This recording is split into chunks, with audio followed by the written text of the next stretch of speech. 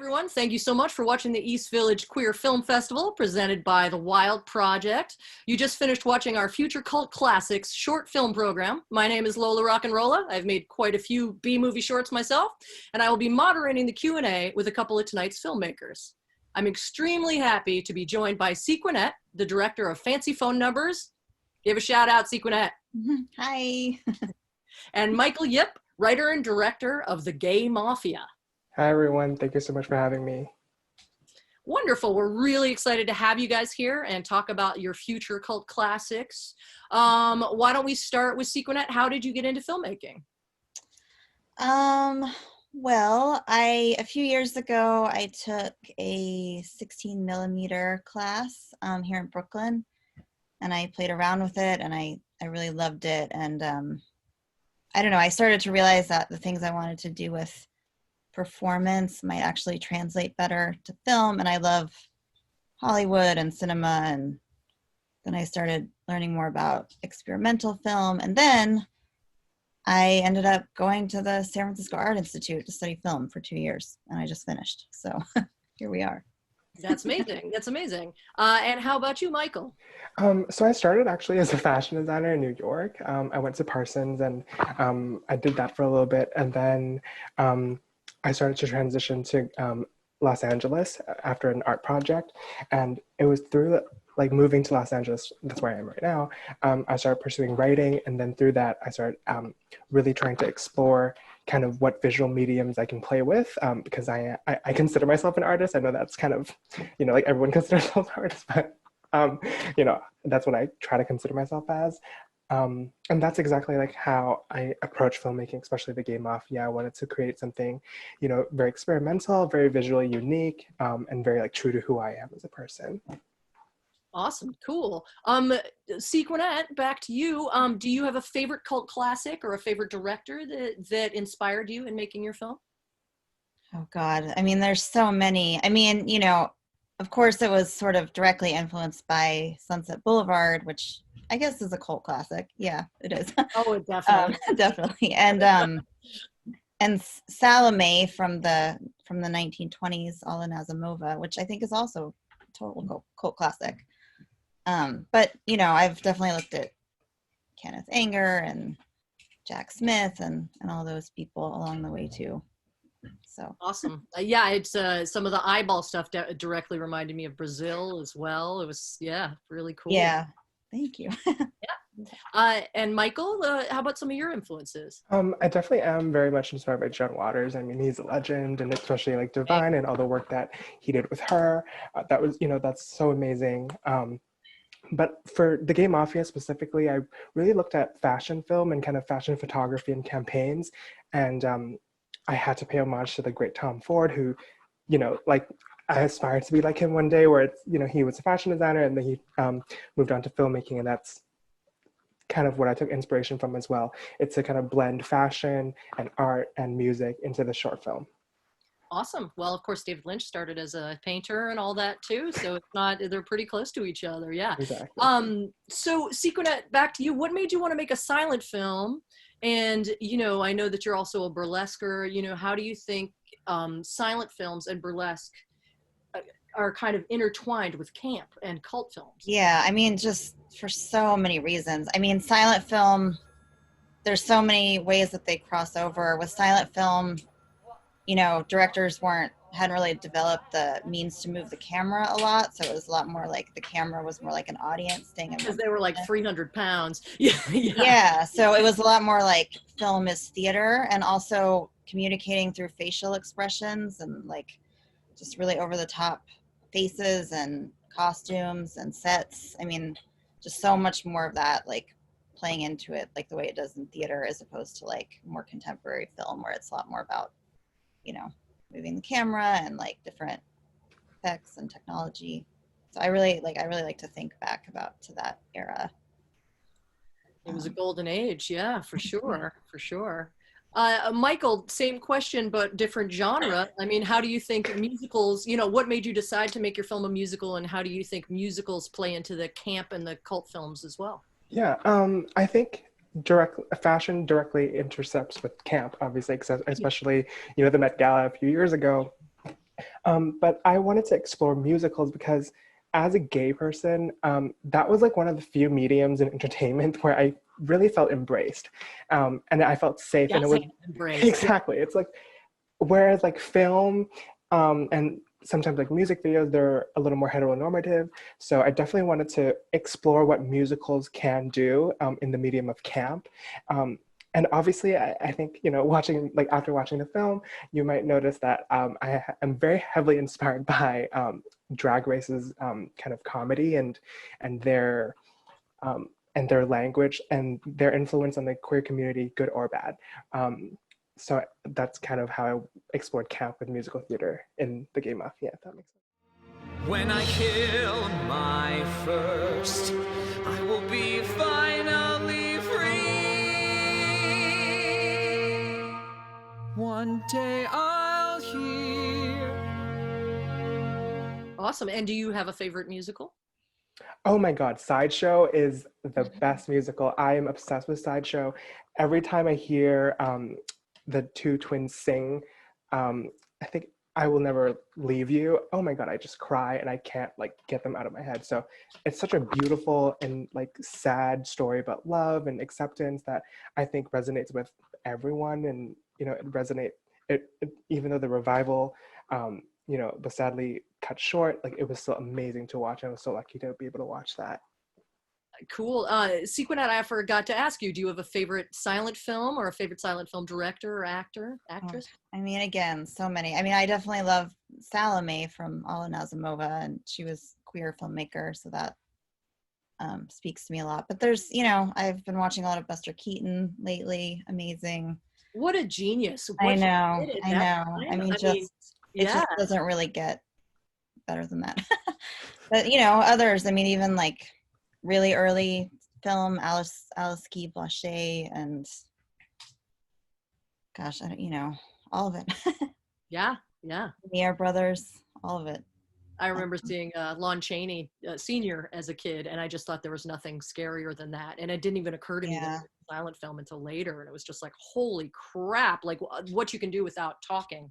Yeah. You know, It's so Hitchcock incredible. always said now films are just two people talking, you know, Yeah. in his day it's like just two people talking, but you know, the cinematic stuff without saying a word is really incredible.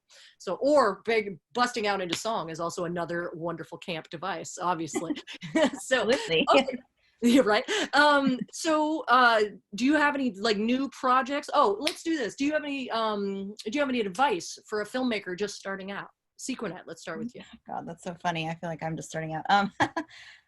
Oh God. You know, I feel like a lot of people now are like really, not that this is bad, but there's a lot of like, let's make it really look like a TV show. Let's really make it look like something that can be on Netflix so we can like sell it. And that's fine. And I know that like, you know, financial things are important, but I also think like looking back and learning history, like not only just history of cinema, but also queer cinema history. Like we just have so much there that existed before, you know, this kind of homogenous look that I think a lot of things are looking like these days. So I don't know, just, you know, research what came before. There's just so much to learn from. Yeah. And don't be afraid to like have like really develop a unique look, like make it look how you want it, not how maybe someone thinks it should look. It's really good advice. It is. Yeah. Michael, how about you? I would love to echo what Sequinette said about kind of finding your own unique voice and finding your own kind of unique visual aesthetic, because I think that's really important, especially for new directors. There's no reason why you're trying to, you know, mimic someone else, because at the end of the day, you need to create a brand for yourself so that people want to work with you specifically for your voice and your point of view. So I definitely think Sequinette covered that. Yeah, I mean, But much more eloquently than me, but I think you both did well, you know, and that's the thing. You want people to see your film and just be like, oh, that's that person. I know this filmmaker because every frame looks like it came from that person. And that's putting your stamp on it is what it's all about, I think. So yeah. Sequinette, back to you. Was there any part of the shoot that was particularly funny or wild or difficult for you? oh my goodness, yes. I love that you asked that question. Well, so we shot it at the Madonna Inn, which is like the camp epicenter in California. It's this like giant over the top pink and gold hotel. And that's the the one with every room being a different sort of exactly thing. a different theme. Yeah. And the first day, we were going to do like our biggest shot first in the big grand ballroom. You know, it's all drag queens, so it's like hours of getting ready, all the setup, all the stress. And we get there, and we had signed a contract. We weren't stealing. It was all legit. We paid for it. And they had double booked us with the ladies' Republican luncheon. Too bad there wasn't a doc film crew there too. Yeah. Oh, we had it behind the scenes, and it's all documented. So these Republican ladies were sitting where we were going to be shooting, having a meeting about like, you know, climate change and why you should not teach homosexuality in schools. And we like come in this like parade of drag queens, and they ended up, you know, the Republican, even though we were paying a lot, the Republican ladies pay more and come every month. So we sort of got like sent to do our, you know, our other shot. We had to like move everything. So while we were filming this crazy drag movie in the next room, we were like listening to the Republican ladies have their little chat, and it was pretty wild. You can't really make that stuff up. Randy Peaches. Oh, he said that I should have done something similar to my. We're sorry. Your call cannot be completed as dialed. Please check. Or call your operator to help you. We're sorry. Please check the number and try your call again.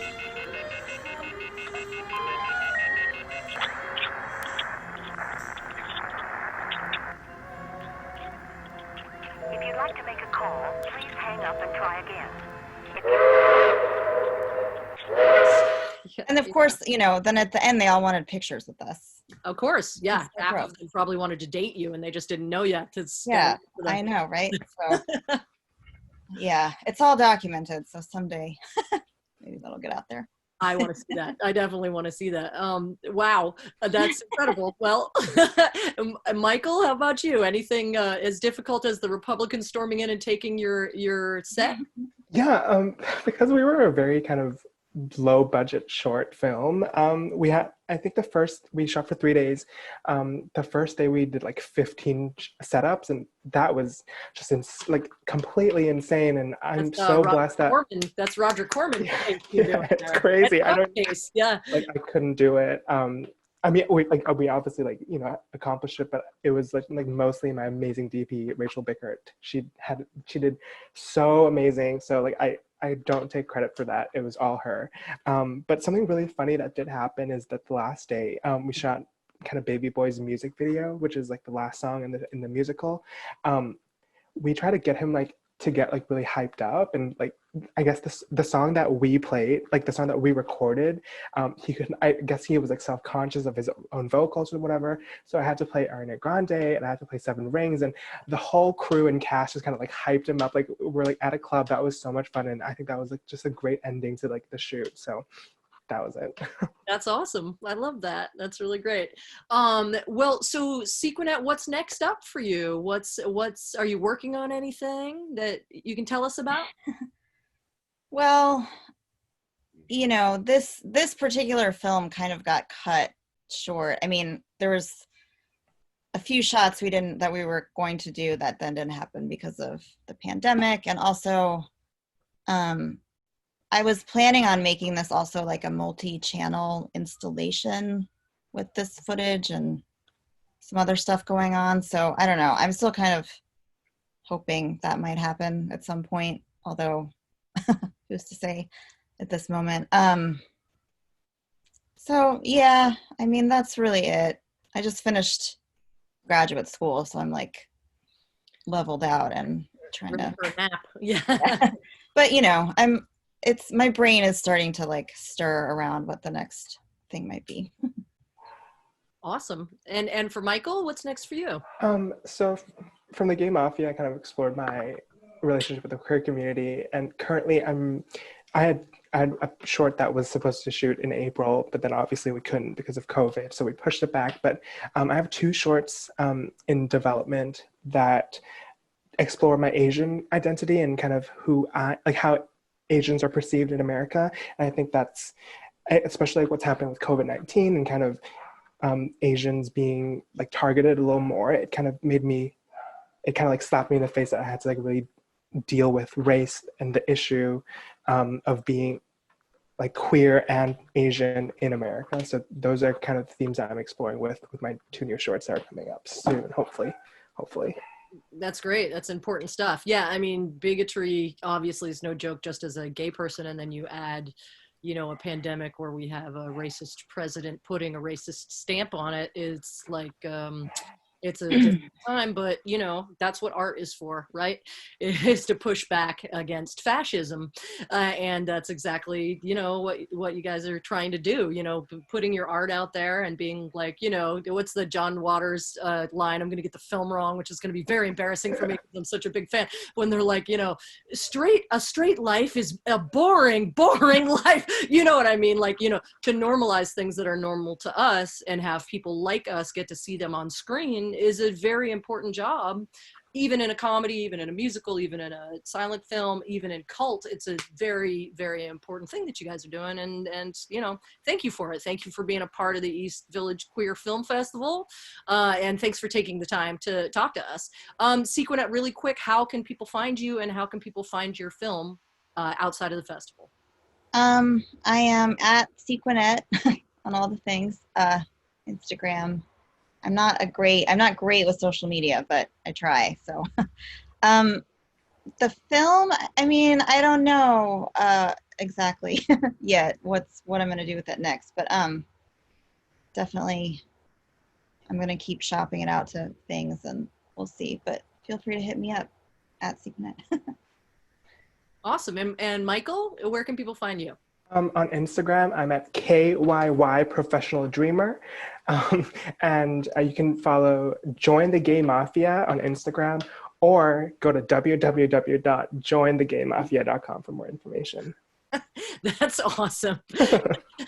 I love it. Well, again, I'm Lola Rock'n'Rolla, reporting from the East Village Queer Film Festival. Thank you both. Thank you, Wild Project, for putting this whole shindig together as well. Again, you have to check out Sequinet's film, Fancy Phone Numbers, and Michael Yip, the writer and the director of Gay Mafia. And that will wrap us up on the Q&A. Thank you again to both of you guys. And you can catch the rest of the Yeah, thank you. And you can catch the rest of the festival, which continues now until Sunday, October 11th, by visiting our website, thewildproject.org. Thank you both very much. I really enjoyed both your films, and I look forward to seeing what's up next. So, Thank you so much.